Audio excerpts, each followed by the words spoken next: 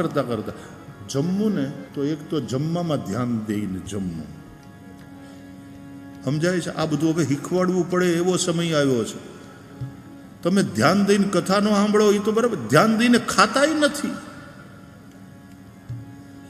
જમવા બે માણસ ટિફિન ભરતો એમ પેટ ભરે છે, જમવામાં એનું ધ્યાન નથી.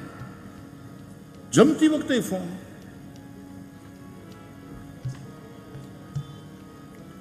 જમતી વખતે જમવું, જમતી વખતે જમવામાં ધ્યાન દેવું. અને પછી સારું બન્યું હોય ને તો જરા વખાણી કરવા, કંજુસાઈ ન કરવી. સ્મિતા, દાળ થઈ છે કઈ આજે? દાળ આંગળા કરડી ખાઈએ, બહુ સરસ. અને ઊંધિયું, હા હા,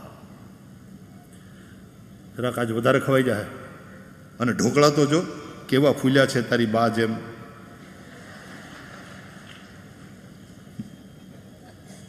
બહુ સરસ, બહુ સરસ. આ ખમણ ઢોકળા આમ પોચા પોચા. તારી બાનો સ્વભાવ હોય આમ પોચો. નહીં નહીં, મારું કહેવાનું એમ છે. એમ કરીને પાછો પતિ હોય ને તો આમ પછી વાતને વાળે. પછી સ્મિતા ઢોકળા દેવા તો આવે, પણ પછી જે આંખ્યું કાઢે એટલે નહીં નહીં, તારી બાનો સ્વભાવ જેમ નરમ એમ એમ એમ.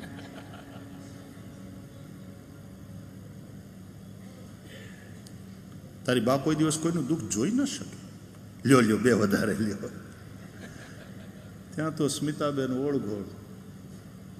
એમાં કોઈ સ્વાર્થ માટે, સારું લગાડવા માટે કેમ નહીં, પણ સારું થયું હોય તો યાર બોલો ને કે દાળ બહુ સારી થઈ, ઢોકળા બહુ સરસ. બોલો, એપ્રિશિએટ તો કરો. 3 કલાક લગાડ્યા છે એણે રસોડામાં, અને તમે વખાણ કરો ને ઊંધિયાના તો એવી રીતે પીરસશે. લ્યો લ્યો લ્યો, ખા. બસ બસ બસ બસ. અરે નહીં, મારા હમ મારા હમ એમ કરી કરીને ખવડાવશે. પછી પોતાને માટે કાંઈ નહીં વધે, પણ એની એને ચિંતા નહીં હોય. એ બધાને ખવડાવશે, મહેમાનોને ખવડાવશે. છેવટે ટોપિયામાં કાંઈ નહીં હોય તો એ પોતે એકલી એકલી જ્યારે જમતી હોય ને રહોડામાં, ત્યારે કોક દી જઈને જોજો. પછી પાન મોઢામાં મૂકીને ખાલી ટીવી સામે બેઠા બેઠા ચેનલ સર્ફિંગ કરતા કરતા ટીવી જ જોયા કરો, એમ નહીં. પછી પુરુષો રહોડામાં જાજો, અને એકલી એકલી બેઠી બેઠી જમતી હોય ને એ જોજો. એને કોઈ તાણ કરવા વાળું નથી, એને કોઈ પીરવવા વાળું નથી. એ પોતે પોતાની મેળે લઈને ખાય છે. તપેલામાં હવે ઊંધિયું વધ્યું નથી, પણ એ આમ રોટલી લઈ અને તપેલાને આમ સાફ કરતી હોય એમ વધેલી બધી વસ્તુ રોટલીને બટકે આમ લૂછી, અને પછી ખાતા ખાતા કે આજ બધાને ઊંધિયું બહુ ભાવ્યું. બાપુજીએ તો 5 વાર લીધું, કોઈ દિવસ બાપુજી ન ખાય આટલું, પણ બાપુજી બહુ એ ખવડાવીને રાજી થાય. એ આપણી અન્નપૂર્ણા છે. તો થોડુંક એપ્રિશિએટ તો કરો.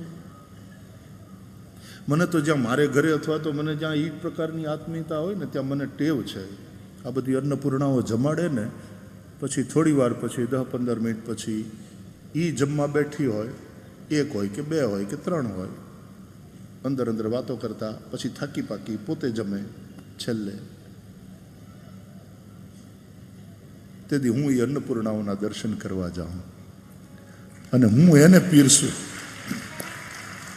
ભાઈ શ્રી તમે, અરે ના બા, તમારું જ રાંધેલું છે, લાવો તમને પીરસું. આ બહુ સરસ થયું, બહુ ભાઈ. એપ્રિશિએટ.